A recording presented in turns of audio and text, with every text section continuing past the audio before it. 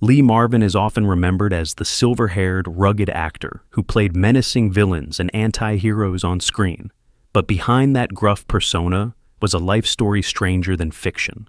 In this video, we'll journey through Marvin's remarkable life, from his rebellious youth and wartime bravery to the quirky twists of fate that defined his career. Each fact reveals a new side of Lee Marvin, weaving together a narrative of a man who was much more than just Hollywood's toughest tough guy. Stick around for an eye-opening ride through these 10 weird and wonderful facts, and see if you knew any of them. 10. Named after a general related to a president. Lee Marvin's very name has an extraordinary origin. He was born Lamont Waltman Marvin Jr., but the world came to know him as Lee Marvin, and that Lee was no accident. His parents named him after Confederate General Robert E. Lee, to whom their family had distant ties. In fact, Marvin was literally part of American history. Robert E. Lee was his first cousin 4 times removed, and even more astonishing, Marvin was a distant cousin of George Washington as well. Yes, the screen tough guy had the blood of a founding father running through his veins. Growing up with that legacy didn't mean Lee lived a refined, genteel life. Quite the opposite. But this bit of lineage is a weird fact in itself. Few would suspect that a Hollywood cowboy and war film star like Lee Marvin had such blue-blooded connections. His family background was otherwise ordinary.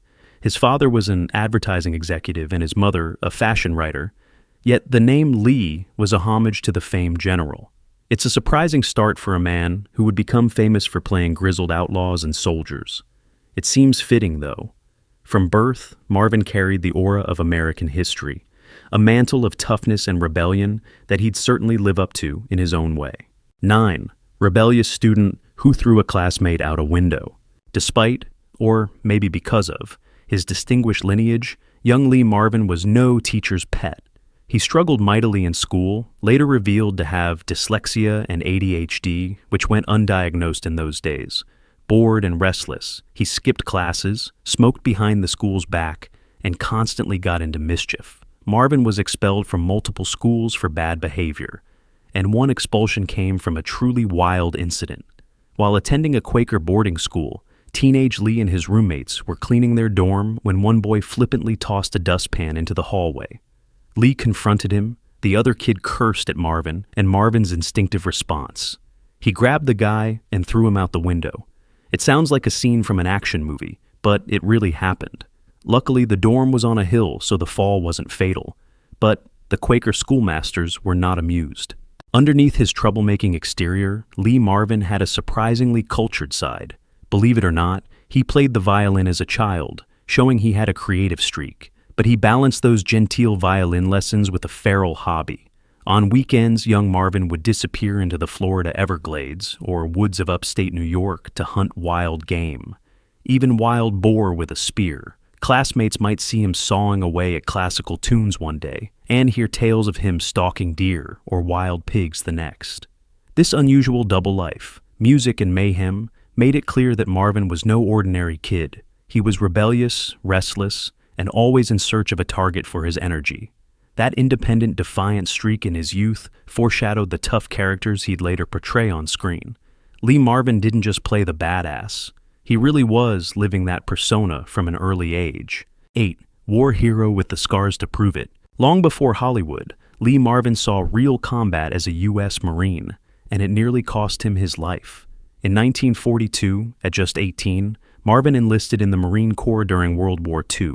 He ended up in some of the fiercest fighting of the Pacific Theater, serving as a scout sniper in the invasions of the Marshall Islands and later Saipan. During the Battle of Saipan in June 1944, Private Marvin's unit was caught in hellish combat. Enemy machine gun fire tore through his lower back and severed his sciatic nerve, and a sniper's bullet hit his foot. Marvin later recalled watching his friend next to him get shot and drop before he himself was hit. Most of his company were killed or wounded in that battle. Marvin was one of the very few survivors. He was evacuated on a hospital ship, drifting in and out of consciousness to the sounds of Glenn Miller's Moonlight Serenade, playing softly as medics tended to him. After months of recovery, Marvin was awarded the Purple Heart and medically discharged as a private first class. He had been promoted to corporal earlier, but his old habit of causing trouble led to a demotion back to private before shipping out. Even the Marines couldn't entirely tame him. Marvin's war wounds never fully let him be. He walked with a slight limp and endured lifelong pain, yet he wore his scars with pride. He often said the experience of facing death in combat made acting seem easy by comparison. Decades later, when he died in 1987, Marvin was buried at Arlington National Cemetery with full military honors. His tombstone simply reads, Lee Marvin, PFC, U.S. Marine Corps, World War II, with no mention of his Hollywood fame. To the end, he chose to be remembered first and foremost as a Marine, a testament to how deeply his wartime experience defined him. It's a startling fact for those who knew him only as an actor. Lee Marvin was a bona fide war hero before he ever set foot on a soundstage. 7. Hollywood by accident, the plumber turned actor. After the war, Lee Marvin didn't immediately head for the bright lights of Hollywood. In fact, he nearly settled into a very different life. Back in the States, Marvin was working as a plumber's assistant in Woodstock, New York. Believe it or not, his big break came literally by chance. One day he was fixing pipes at a local community theater when an actor in the play fell ill. The director was desperate for a last-minute replacement and noticed the strapping young handyman nearby. Marvin was asked if he could step in on the spot. He had never acted before, but he figured, why not give it a try? Lee Marvin stepped onto the stage that night and absolutely caught the acting bug. He took to the craft so naturally that the theater company kept him on, paying him $7 a week. Not a fortune, but better than plumbing wages.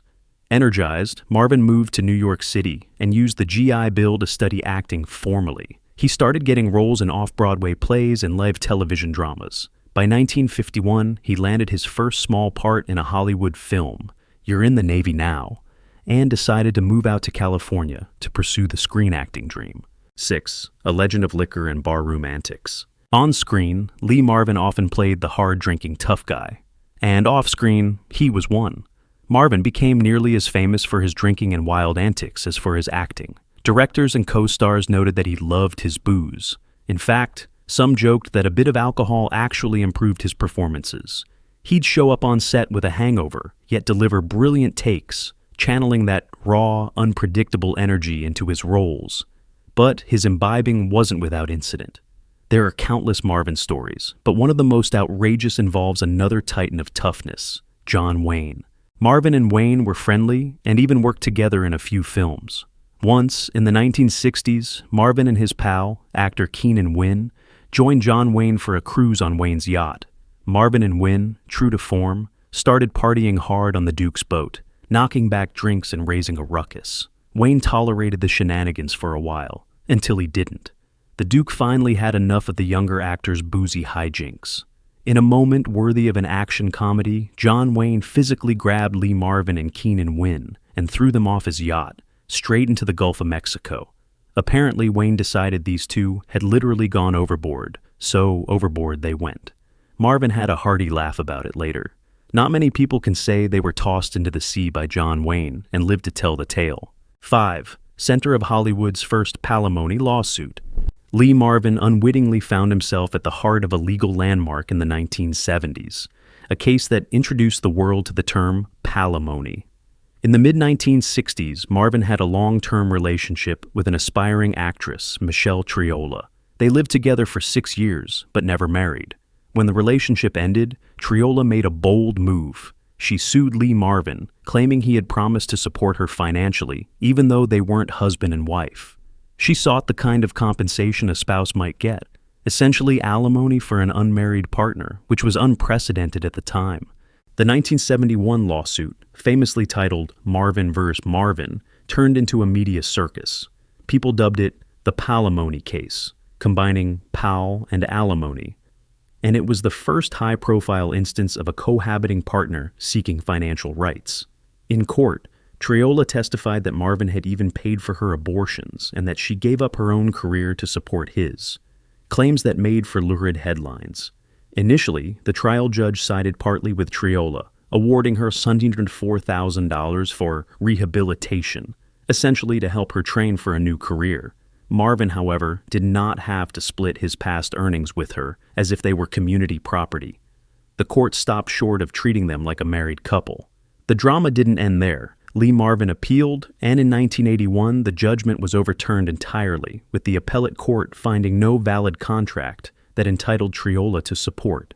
Triola walked away with nothing, and palimony entered the legal lexicon for good. 4. His gravelly voice topped the music charts. In Lee Marvin, pop star, it sounds absurd, but for a brief moment in 1970, the 46-year-old actor with the weather-beaten voice was sitting at the top of the music charts, outselling the Beatles in the UK, no less. This all came about thanks to the film Paint Your Wagon, 1969, a quirky Western musical in which Marvin co-starred with Clint Eastwood. Neither man was known for singing, but Marvin had the guts to perform his own songs in the movie, croaking out tunes in a deep bass that one co-star described as like rain gurgling down a rusty pipe. The movie itself was a flop, but one track caught fire, Marvin's mournful ballad Wand'rin' Star.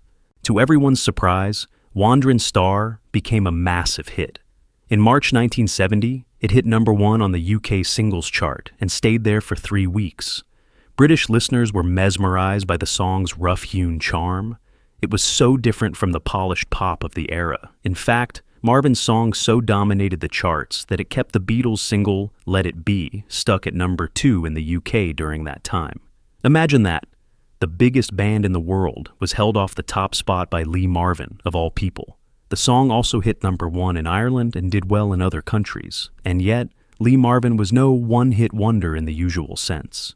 He never even attempted to follow up with another single. He cheerfully returned to acting, leaving the music scene with this one bizarre triumph. 3. He turned down Jaws because of a dummy shark. By the 1970s, Lee Marvin was a bankable star, known for rugged roles.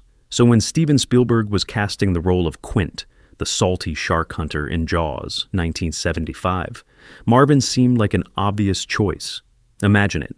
Lee Marvin as the iron-willed captain, delivering the USS Indianapolis monologue and battling the Great White. Spielberg did offer Marvin the part, but Lee gave a response that has since become Hollywood legend. He turned it down, quipping that he couldn't face his fishing buddies if he took the role. In Marvin's words, "What would I tell my fishing friends who'd see me come off as a hero against a dummy shark?"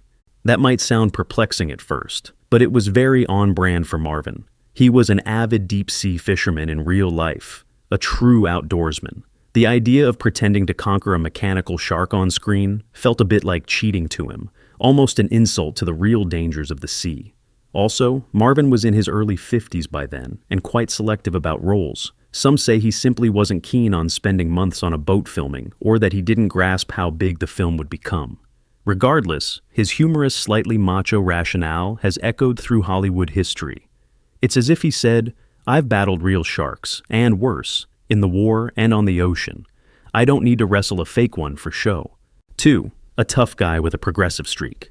Lee Marvin's image was that of the classic male tough guy, rugged, hard-drinking, often portraying violent men. But here's a lesser-known side of him. He also had surprisingly progressive views for his era, and he wasn't shy about speaking up. Politically, Marvin leaned left of center. He was a lifelong Democrat who publicly endorsed John F. Kennedy for president in 1960, which was fairly common in Hollywood. More unexpectedly, in a 1969 Playboy magazine interview, Marvin expressed strong support for gay rights, at a time when that was not a popular stance to take. Think about that.